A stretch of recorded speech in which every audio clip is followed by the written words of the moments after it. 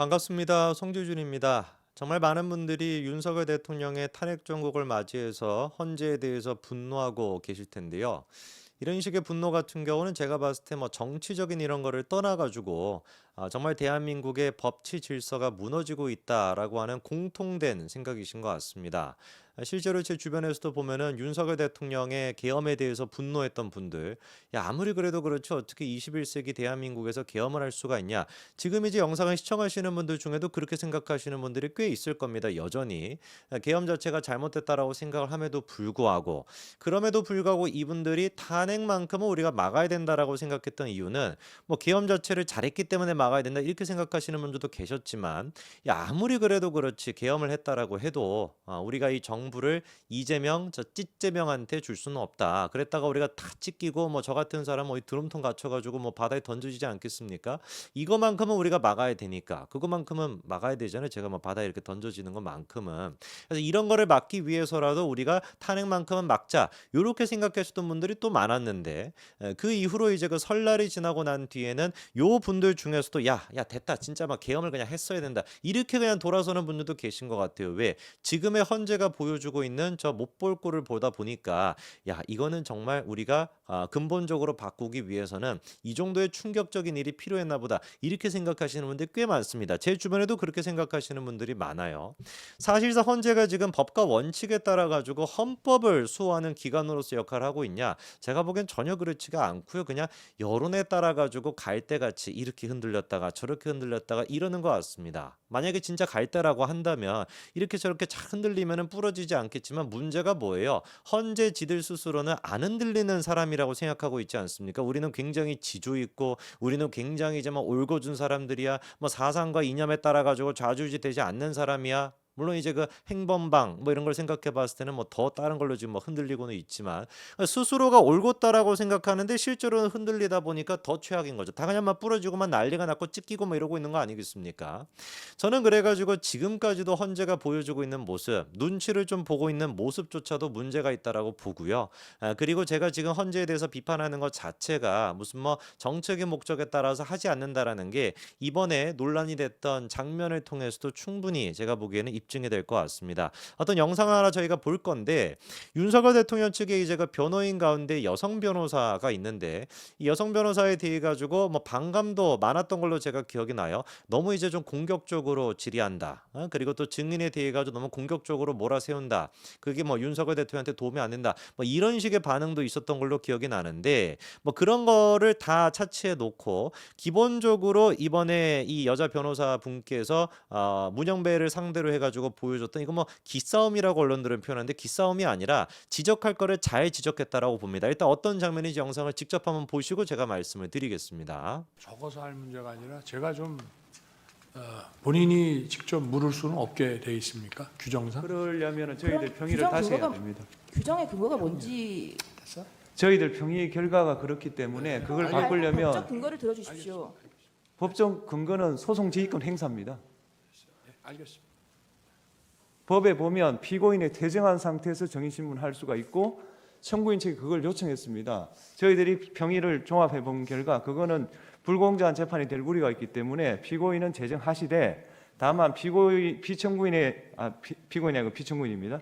피청구인의 지위가 국정 최고 책임자이기 때문에 그 산하에 있는 정인들에게는 영향력을 행사할 수 있다. 그래서 직접 신문보다는 대리인을 통해서 하는 게 좋겠다라고 저희들이 만장일치로 의결한 거고 그걸 바꾸시길 원한다면 저희들이 나가서 다시 논의해 보겠습니다. 잘 알겠습니다, 재판장. 네, 감사합니다.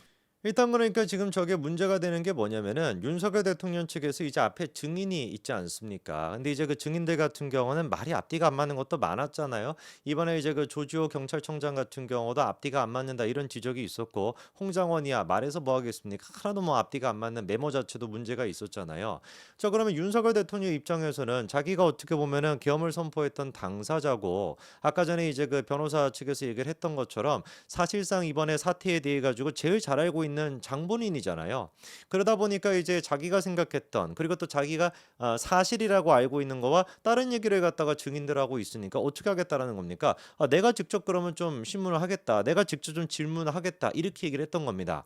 그랬더니만 문영배가 하는 얘기가 뭐예요?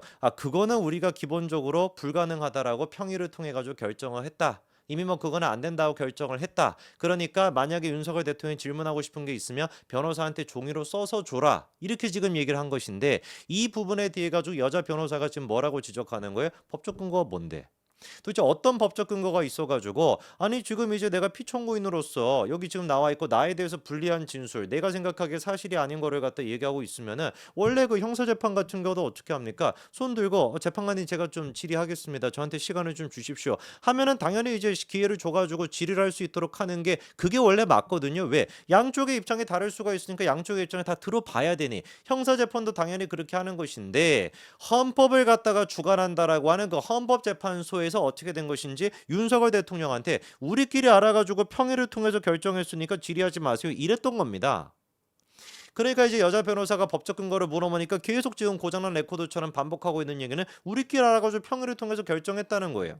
그리고 그 평의에서 나왔던 얘기가 뭐라는 겁니까? 윤석열 대통령은 대통령이다. 그러면 권한이 있는 사람이고 그 대통령이 부하 직원이 지금 나와가지고 자기한테 지금 불리한 얘기를 한다라고 했을 때 대통령이 직접 만약에 신문하게 된다면 그 이제 그 증인 입장에서는 압박감을 느끼다 보니 진실을 얘기할 수가 없어가지고 우리가 알아가지고 헌법재판관들끼리 모여가지고 평의를 열었을 때 대통령이 직접적으로 증인한테 신문할 수는 없도록 그렇게 하자라고 자기들끼리 정했다라는 거예요.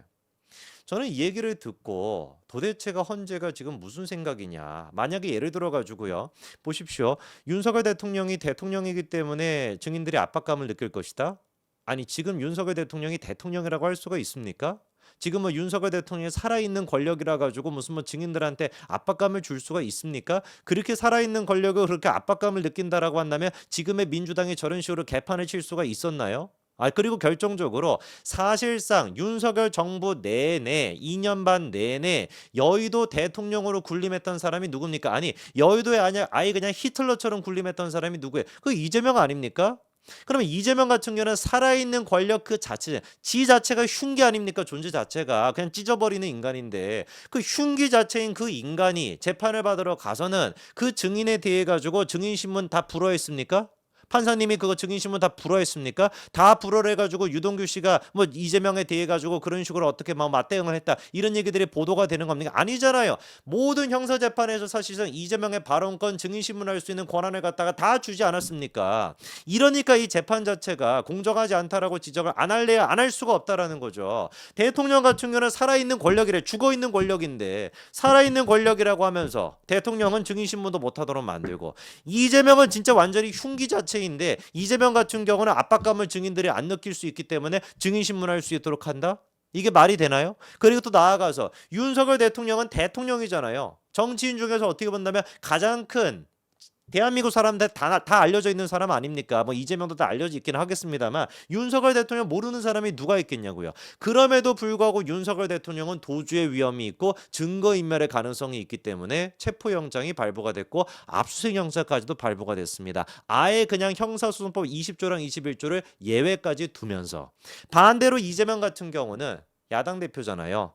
야당 대표랑 대통령 중에 정치적인 중압감이나 정치적인 책임이 누가 더 크냐 이런 거 물어볼 필요도 없이 이재명 같은 경우는 야당 대표라고 하는 이유로 2023년도 9월 달에 발부가 됐던 구속영장이 기각이 됐습니다. 정확하게 그때 당시 유창훈이가 뭐라고 했습니까? 야당 대표로서 사실상 어떻다라는 거예요. 증거인멸의 가능성 이건 검찰 조사 다 끝났으니까 증거인멸 가능성도 없고 도주 우려가 없다. 정치인이기 때문에 도주 우려가 없다라고 판단해가지고 기각시켰던 거 아닙니까? 조국은 또 어땠습니까? 1심, 2심에서 전부 다 실형이 나왔음에도 불구하고 정치인이라고 하는 이유로 도주의 우려가 없다라고 구속을 안 시켰잖아요. 그거는 아예 그냥 구속영장이 아니라 1심, 2심에서 실형이 선고가 됐는데도 구속을 안 시켰단 말이에요. 정치인이라고 하는 이유로. 개뿔 그때 무슨 정치인이었습니까? 구속을 안 시켰기 때문에 그 이후에 정치인이 됐죠. 국회의원이 그 이후에 된 거 아닙니까? 2심 재판 나오고 난 뒤에.